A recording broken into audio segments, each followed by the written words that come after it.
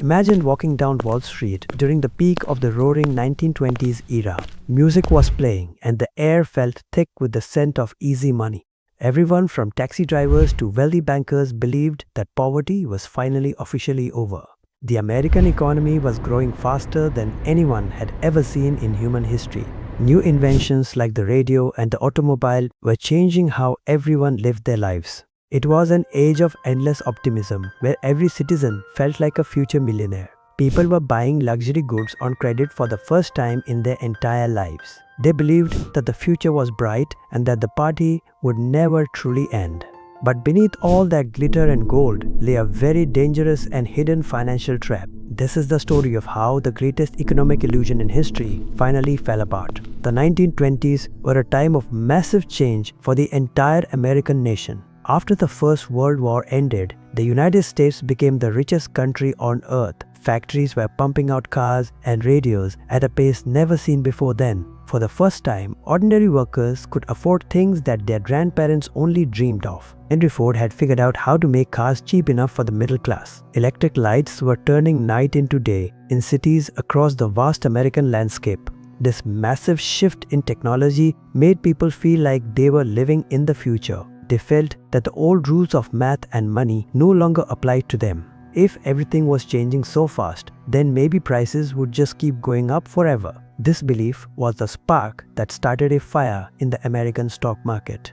The stock market became a national obsession for people from every walk of life. Barbers would give their customers stock tips while they were cutting their messy hair. Even housewives were taking their grocery money to buy shares in massive new companies. Between the years of 1924 and 1929, the market grew quickly. The Dow Jones Industrial Average actually tripled in value during that very short time. If you bought a stock for $50, it might be worth double soon. Everyone who invested early looked like a genius to their friends and their family. People started quitting their regular jobs just to trade stocks from their own homes. They thought they had found a secret way to get rich without working hard. This was not just an investment for them, but a brand new way of life. But the real engine behind this incredible growth was a very dangerous thing called credit. People were not just buying cars and washing machines with money they did not have. They were also buying their stocks with borrowed money from their very eager brokers. This system was known as buying on margin, and it was incredibly easy to do. You only needed $10 of your own money to buy $100 worth. The broker would lend you the other $90 using the stock as collateral. If the stock went up, you got to keep all of the huge profits. But nobody wanted to talk about what would happen if the stock prices fell. They assumed the market was a one-way street that only led to the top. By 1929, there were over $6 billion in loans for stocks. This was a massive mountain of debt that was waiting for a single spark. The psychology of the crowd was becoming more intoxicated and more poisonous every single day. Famous investors like Jesse Livermore became heroes to the public for their massive market wins. Even the most respected economists in the country were caught up in the wild hype. Irving Fisher famously claimed that stock prices had reached a permanently high and safe level. If the experts believed the lies, then the average person had no reason to doubt. Financial magazines were filled with articles telling every reader that they should be rich now. The pressure to join the market was everywhere, and it was almost impossible to resist. People felt like they were missing out on the greatest opportunity in human history. This fear of missing out drove prices higher and higher into the thin air. But while the public was celebrating, there were deep cracks forming under the shiny surface. Corporate profits were not growing fast enough to match the crazy prices of the stocks. Unemployment was starting to rise because machines were replacing many of the loyal factory workers. Farmers had been struggling for years because the price of crops was falling very fast. European nations were still trying to pay back huge debts from the First World War. The Federal Reserve was getting worried about all the wild gambling happening on Wall Street. They decided to raise interest rates to make borrowing money more expensive for the people. This was meant to cool things down, but it actually made the system very fragile. When credit gets expensive, the people who are in debt start to feel the pain. The warning signs were there for anyone who was brave enough to look at them. Some smart investors started to sell their stocks and move their money to safety. Roger Babson warned the public that a massive crash was coming for the entire nation, but most people called him a gloom spreader and ignored his very wise words. They wanted to keep believing in the fantasy of endless wealth and easy living. Newspapers kept printing happy stories because those were the stories that sold the most papers. The entire economy was now dependent on the idea that prices would never go down. If the belief in the market failed, then the entire country would fail too. Nobody realized that they were standing on a house of cards in a high wind. By the end of October 1929, the air was filled with quiet tension. The market had been acting strange for a few weeks with sudden and sharp drops. Margin calls were becoming more common as brokers asked for their borrowed money back now. On Sunday, October 27th, families went to church and prayed for their continued wealth. They looked at their portfolios and saw numbers that made them feel safe and secure.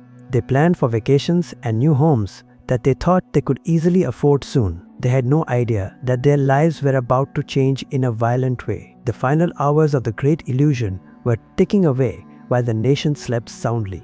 Monday morning would bring a reality that nobody was truly prepared to face that day. Monday, October 28th, began with a very strange and heavy feeling in the air. When the opening bell rang, the stocks did not jump up like they usually did. Instead, they started to wobble and fall as the first wave of selling began. Big companies like United States Steel and General Electric began to lose their high value. This was not a panic yet, but it was a very bad sign for everyone. The professional traders realized that the smart money was moving toward the exits very quickly. They were selling their shares to the regular people who still believed in the dream. The ticker tape started to run late because there were too many trades to record. This meant that people did not even know the real price of their own stocks. By noon, the situation turned from a simple decline into a very serious market problem. Stocks were falling by 10 or 20% in just a few hours of trading. The drumbeat of margin calls was getting louder and louder in every single brokerage office. If you could not pay the broker, they would sell your stocks immediately for you.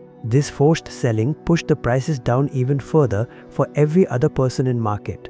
It was a chain reaction that nobody could stop once it had finally started moving. People who were millionaires at breakfast were suddenly broke by the time lunch was served. The feeling of wealth was being replaced by a deep and cold sense of fear. The foundation of the American middle class was starting to crumble into small pieces. The speed of the decline was the most terrifying part of the entire Monday session.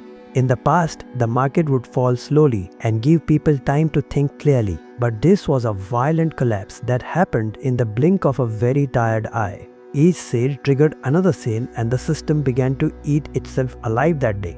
Bankers met in secret to see if they could save the market with their money. They tried to buy stocks to show confidence, but the ocean of selling was too big. Even the richest men in the world could not stop the momentum of the crash. Billions of dollars were vanishing into thin air and they were never coming back again. The day ended with the market down 12%, which was a record for them. That night, the mood in America was one of pure shock and total disbelief. People stood on the streets and stared at the newspaper headlines with wide and sad eyes. The experts tried to tell everyone that the worst was surely over for the market. They said the economy was still strong and that people should not be afraid now. But in the dark offices of Wall Street, the clerks were working all night long.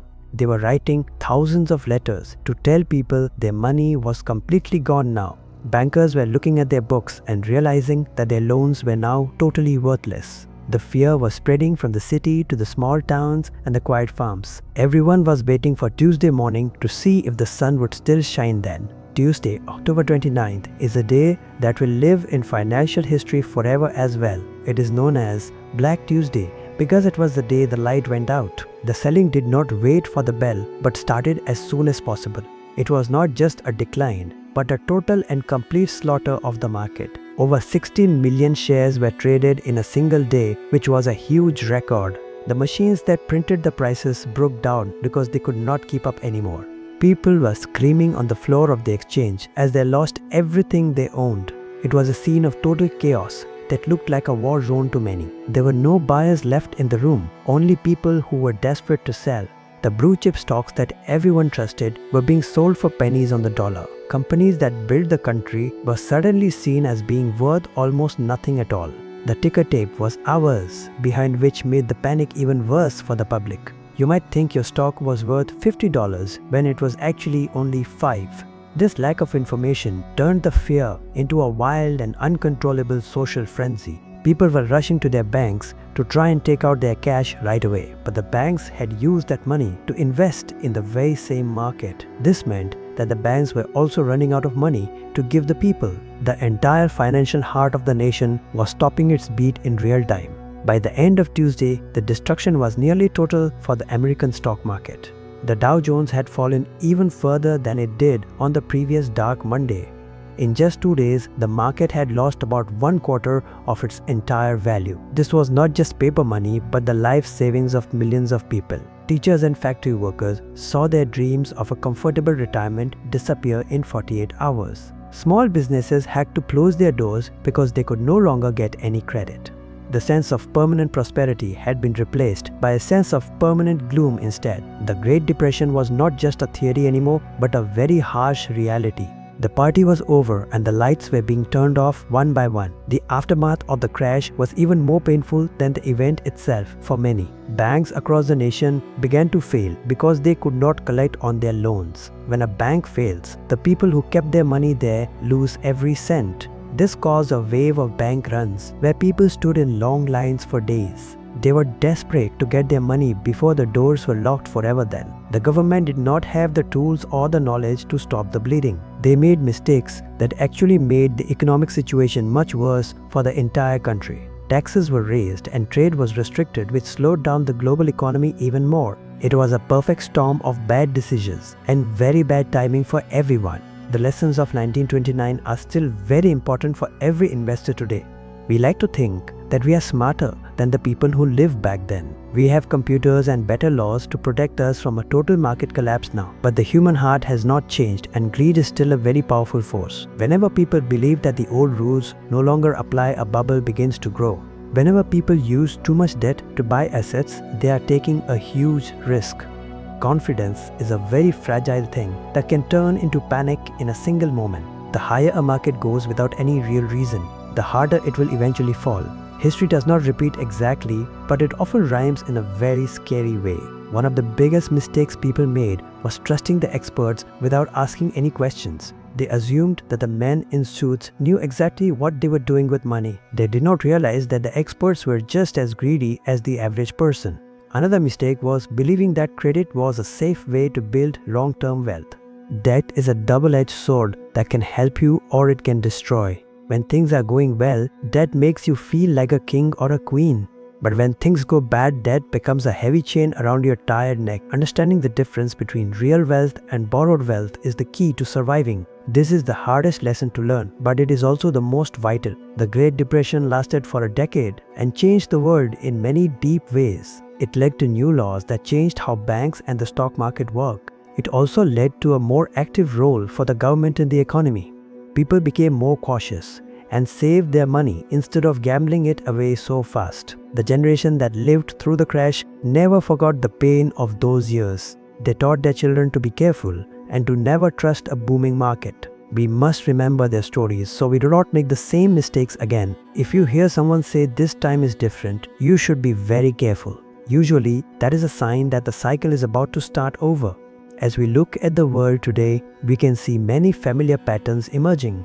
Markets are reaching new highs and people are feeling very confident about their own wealth. New technologies are once again changing how we live and how we work every day. Credit is easy to get and many people are using it to buy risky assets. We must ask ourselves if we are building on solid ground or on sand. Prosperity is a wonderful thing, but it must be based on real and lasting value. If we ignore the warnings of history, we are destined to repeat its failures. The crash of 1929 was a tragedy, but it was also a teacher. We should be very good students if we want to protect our own future. Thank you for spending this time with us to explore this very important story. We hope you found this deep dive into financial history to be both interesting and useful. Understanding the past is the best way to prepare for whatever the future brings. If you enjoyed this clip, please let us know what you think about it. We are always looking for ways to bring you the best and most accurate content. Keep your eyes open and your mind sharp as you navigate the modern financial world. Remember that real wealth is built over time